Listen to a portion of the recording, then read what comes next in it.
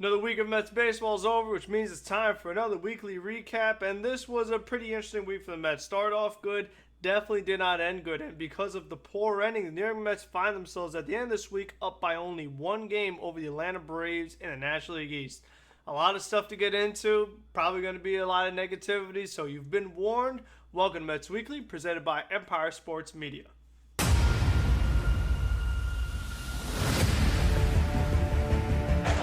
Two, Vader swings and misses, strike three. He struck him out. 5 Met pitchers combined for the second no-hitter in New York Mets history. As always, we go over the good, the bad, everything in between. Things definitely started off bad for New York Mets. Their first game going up against the Los Angeles Dodgers. Taijuan Walker was making the start, and he did not pitch all that well. It was a typical Taijuan Walker start. He gives you 5-6 innings, gives up a few runs, has a ton of base runners, but is able to escape a lot of jams. And the game really turned when Taijuan Walker pitched around Max Muncy. There was a call, could have went his way. Oh well, that's going to happen in baseball. Like how the Yankees-Rays game ended today. You're not going to get every call you want from an umpire. And then he goes to face Joey Gallo. And I just can't really agree with the first pitch up and in on Gallo, who's standing on top of the plate. I really didn't love that pitch selection, especially when you got the bases loaded. You can't risk hitting the batter. And that's exactly what happens, because even though there was a pitch that could have gone Walker's way against Max Muncy, the intention was in all likelihood to pitch around Max Muncy, to go after Joey Gallo, because even though Gallo has played much better as a Dodger than a Yankee, isn't saying much because of how bad he was as a Yankee, he still is not somebody that puts a lot of fear into you compared to the other hitters in that Dodgers lineup. So once Gallo was hit by that pitch, next up was a guy who quickly is becoming a Met killer, particularly offensively. We'll get to his defense later on in this series recap, but Gavin Lux comes up, he brings in a couple of runs, and a very similar thing happened later on where Will Smith was pinch hitting for Joey Gallo. The Mets pitch around Will Smith to face Gavin Lux, and then Gavin Lux comes through again. So New York Mets trying to pitch around guys, it ended up hurting them both times that they did. So I thought that was very interesting from the strategic aspect of it.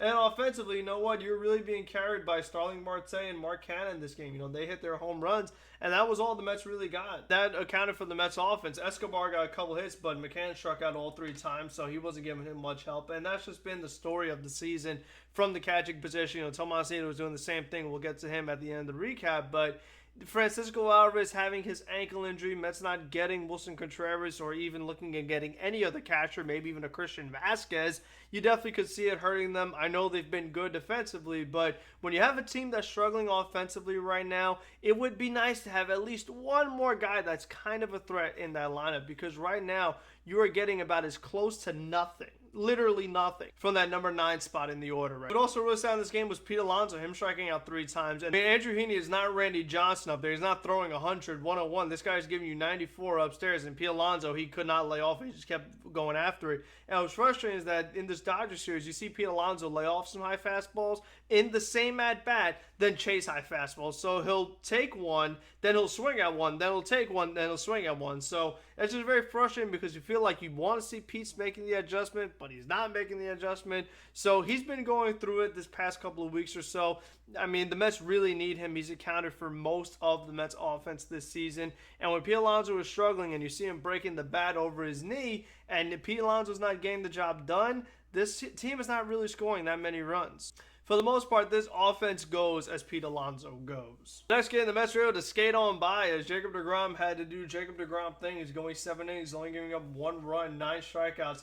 Obviously, the play of the game was the big catch by Brandon Nimmo. Starling Marte, he hit the big home run, and that was all the Mets offense. The Mets were able to get away with it because of how good Jacob deGrom is, and then you went to that combination of Adam Ottavino, Edwin Diaz, which for the most part has been really good for the Mets, that 8-9. In the playoffs, that's going to be the Mets' chance at winning, is just hoping that they could outpitch everybody, because they're not going to out-hit everyone. These teams could very easily find themselves facing each other in the postseason, so if the Mets are going to beat the Dodgers, they're going to have to do it with the pitching. Then this last game of the series was a pretty crazy one. Chris Bassitt was on the mound, 6 innings, 6 hits, 3 walks. There was plenty of guys on base, but as Chris Bassitt does, even though there's a lot of runners on base, he does a really good job of bearing down, getting out of trouble. And that's exactly what he did in this game. What I really liked from the Mets was that we saw the hustle. You know, Starling Marte hits a ground ball right at Gavin Lux. He's able to run it out. And the Dodgers didn't have much of a sense of urgency. Gavin Lux, who had been a Met killer in the first game, was kind of hurting the Dodgers with him not chasing a pop-up that fell in between him and Mookie Betts,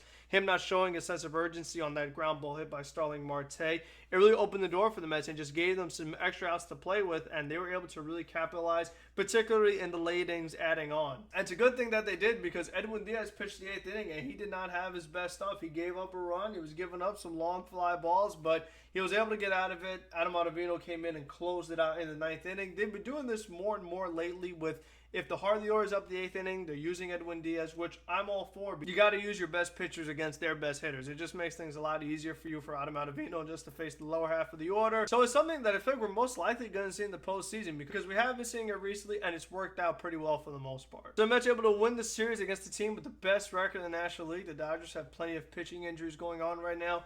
Clayton Kershaw, the Mets shut down, but this was his first start back since being on the injured list for quite a while. So he was only able to go the 5 innings. The Mets were able to capitalize off the Dodgers bullpen. And then they get to face the Washington Nationals, which this should be really good. You're facing a team that's probably the worst in the National League, so you feel like you have a really good opportunity to at least win the series, ideally sweep. But the Mets did not do that. They did well in the first game, though. They had a lot of offense. Eduardo Escobar getting a home run, P. Alonso getting involved, Jeff McNeil 3 hits, Mark Canha a couple of hits, Brandon Nimmo 2 hits. So the Mets had a lot of different guys contributing, led to them scoring 7 runs. So that definitely was a good sign, because after the Sunday game against the Rockies and in the Dodgers series, and you're getting some home runs from Marte and Canha, other than that, you weren't getting too much. So that definitely was very good to see. But then on Saturday, the Mets went right back to the low-scoring ways, going up against Patrick Corbin, who in the past couple of years, the Mets have done relatively well against, and Patrick Corbin this year has not been that good. And on the broadcast, oh my gosh,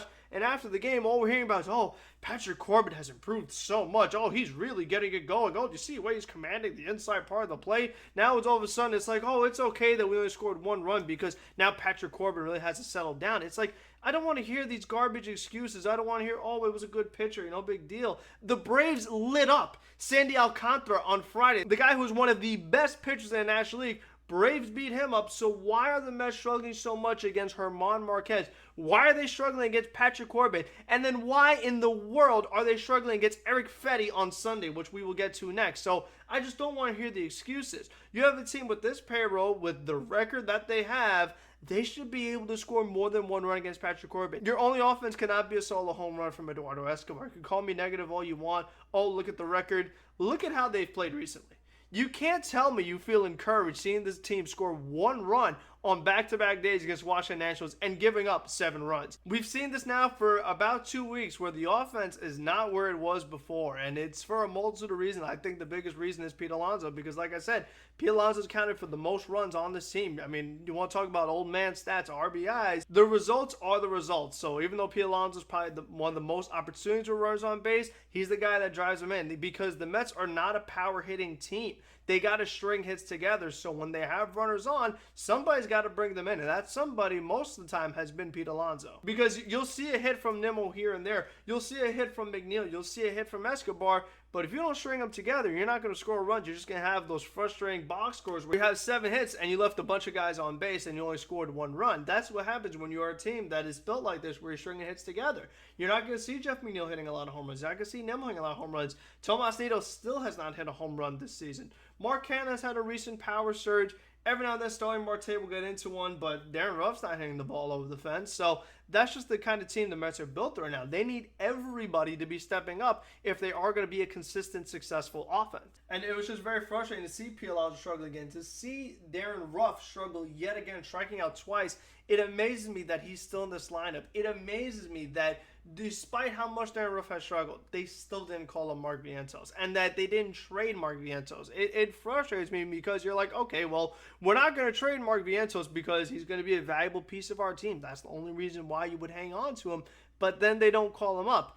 And they don't think his defense is good enough to be in third base. They don't think he could play in the outfield. He's not going to play first base because Pete Alonso's there, so the only thing left is a DH. So really, we're going to covet a guy that is going to be a DH to not get Wilson Contreras, to not get David Robertson, or any other player that really could have helped this team. We're just going to hang on to a guy just to keep him in the minor leagues, even though he's proven that he's ready. He's been in AAA for over a year now, had a really good season. He's been playing well recently, cut down on his strikeouts.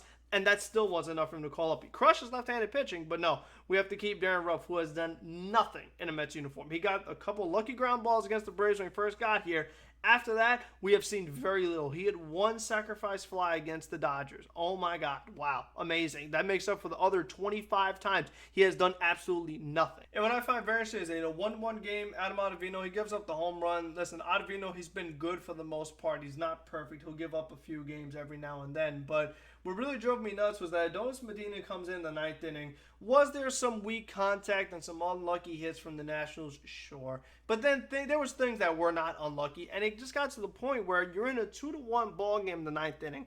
I understand the Mets were not hitting well in this game. I don't understand why they let Adonis Medina pitch as long as he did. This is a guy who, this is his first outing since being called up with the September call-ups. Been a while since he pitched. You knew that he might be a little rusty, and that ended up being the case, but yet they kept him out there, and they let the game get to a point where the Mets couldn't get back in it, and they're down 7-1. So it's like, if Montez de Oca was available anyway, maybe you should have just gone to him in the first place, because he's a guy that has a lot more potential than Adonis Medina does. I mean, we've been hearing about de Oca for the past month or so all the time on Twitter. Mike Merrick keeps tweeting, oh, Mets prospect Bryce Montez de Oca threw 102. He struck out a bunch of batters. It's like, okay, we're not hearing anything about Adonis Medina, not seeing any tweets about him. We've seen him have good moments on this team, but the past 2 outings, both been 5 runs. So now he gets sent down again for Carlos Carrasco called up. And I don't think we can count on Medina anymore, because you know what? Look at what happened with Trevor Williams. Trevor Williams hadn't pitched in 2 weeks. That's what happens when you're in that kind of role where you are a guy that's low leverage,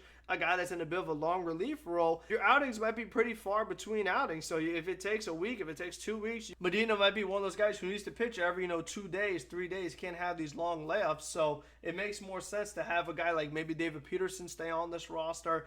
Give de Oca a chance, because he might be your best opportunity at getting another guy that could be a high strikeout guy, a guy you could go to late in games that is not Trevor May, because he still scares the heck out of me. And de Oca put a couple guys on, but his outing was much more encouraging than what we saw from Medina. So I felt like if he was available anyway, you probably should have gone to him in the first place. I know the Mets didn't score any runs in the bottom half of the inning, but I feel like they would have had a lot more confidence trying to make a 1-run comeback than a 6-run comeback. I think when you're standing out there on the field for so long and you're just seeing the game slip farther and farther away, it's very demoralizing. I definitely was a bit frustrated to see the Mets kind of take that approach. And I feel like they did the same thing to a certain extent in the last game, the Sunday game, where Carlos Carrasco, again, there was unluckiness. Jeff McNeil could have easily made a play that possibly could have been a double play, and the Mets are out of the inning. It didn't happen. That's just how baseball works. Like I said earlier with Taijuan Walker, you're going to get calls. You're not going to get calls. Sometimes guys are going to catch the ball. Sometimes they're going to make errors. Baseball's a very funny sport like that. Nothing goes as scripted. Nothing goes as planned. It's very unpredictable because, going into September, all we heard was, you know what, there's a very close division race, but the Mets have the easiest schedule in all of baseball. They're facing all these really bad teams, so they're going to be fine. The fact that they're in first place, they'll stay in first place because they're playing all these really bad teams. Doesn't work that way. These bad teams can sneak up on you and win a series against you, like the way the Nationals did. So I was a bit disappointed that Carlos Carrasco was not able to overcome that error by Jeff McNeil. The fact that he did walk a couple batters, he was giving up some pretty hard contact, and it was clear that Carrasco didn't have it. He's been out for 3 weeks, did not make a rehab start. He pitched in a simulated game. That's not fully preparing yourself for major league hitting, even though the Nationals, are they really a major league team? That's a different discussion. But still, it's like Trevor Williams, he's pitched really well for the Mets, especially recently. He had that scoreless inning streak going on. And again, it's like, if you're going to bring him in anyway, you probably should have brought him in a little earlier than you did. Instead of letting, once again, the game get out of reach where, you know what, you have a 2-run game, 3-run game, all of a sudden it becomes a 5-run game, 6-run game. It makes it much tougher to come back. Again, from the emotional standpoint, from the mental aspect, it is very defeating. And Trevor Williams, he pitched better than Carlos Carrasco. Definitely wasn't his best outing. And then Tommy Hunter, he looked really good in his last 2 innings, but it was extremely low leverage with the Mets being down by 6 runs. So it didn't really matter. And this was one of those games where, you know what, you see the middle half of the order, Marte, Lindor, Alonso. Like I said earlier, this offense goes as P. Alonso goes. And if it's not Alonso, a lot of the other times it's Lindor. If it's not Lindor, it's Marte. And when all 3 of those guys have a bad game, good luck seeing the Mets score any runs. Yeah, Jeff McNeil have a good game. Cannon was amazing in August. He had some nice hits against the Dodgers, but in this series, he didn't do too much. Escobar got another hit, but then that was it. Catchers, obviously nothing. Daniel Vogelback, he got hit, but for the most part, he has not been where he was when the Mets first acquired him. He's been struggling as well. And then, Nemo, he gets you his one hit, and that's about it. So, again, it's a very tough blueprint to see the Mets having sustained winning, and I just don't see how all of a sudden the offense is going to get going again. Unless Pete Alonso gets hot and Lindor gets hot, then that's the only way they're going to start scoring runs again, because it's not like there's reinforcements on the way. Alvarez isn't coming here anytime soon. Beatty's hurt. Vientos isn't coming. The only hurt the Mets have on the way is Luis Guillorme, and I don't think Luis Guillorme is the difference maker in scoring 1 run and scoring 4 runs and 5 runs. I guess my overall takeaway is I'm still not happy with the way the New York Mets went about addressing these extra roster spots, calling up these guys that really don't serve that much of a purpose, in my opinion, planning for all these emergencies. They called up Devin Marrero, and Marrero has not appeared in a game. He's not, and he better not appear in a game. So that's what frustrates me the most, that you have a guy here just in case of emergency, where you look at a team and your offense is struggling right now, calling up somebody like a Vientos or even a Daniel Polka or just somebody else that could actually swing a freaking bat and hit the ball well, in my opinion, would have served you much better than being like, oh, for that emergency where we need a shortstop, even though Francisco Lindor has played every game and he doesn't want a day off. So in the emergency, this is for 1 game scenario. That's why Denver said in case 1 game, 1 guy gets hurt. If that were to happen, Escobar could move to shortstop for a few innings, or I think Jeff McNeil could move to shortstop for a few innings, because with the way shifts are now, everybody's playing everywhere at this point, and Jeff McNeil's done such a great job at second base.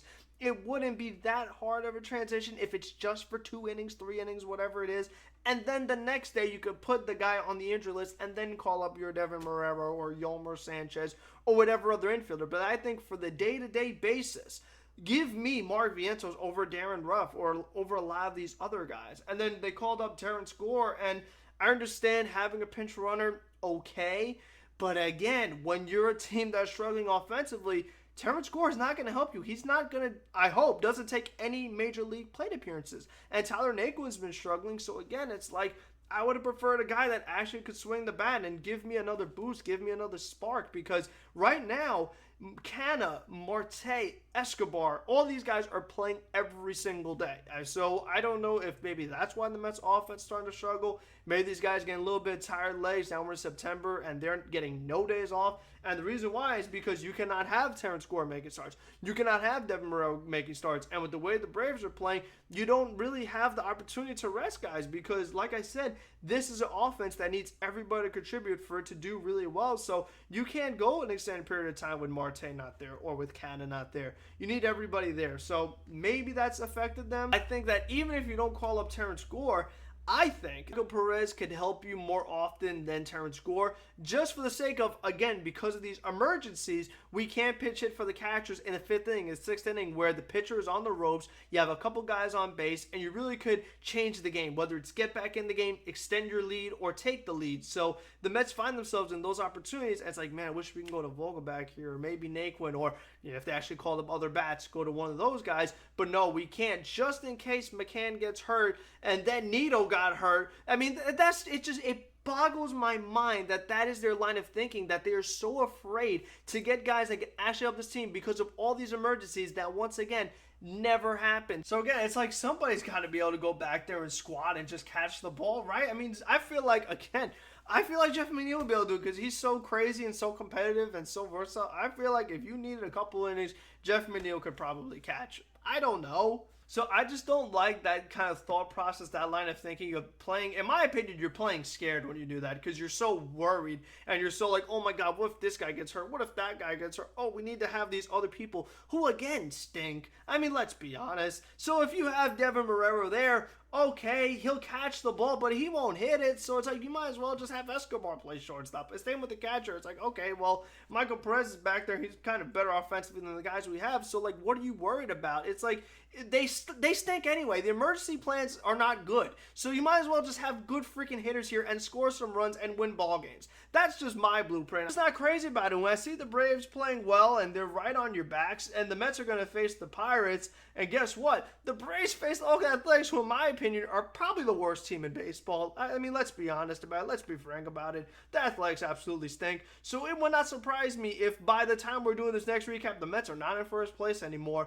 And it's just that there's no solutions on the horizon, because you know what? We have to have Devin Marrero here. We have to have Terrence Gore here. We can't have real hitters in here. So that just frustrates me when you have a team that's struggling right now.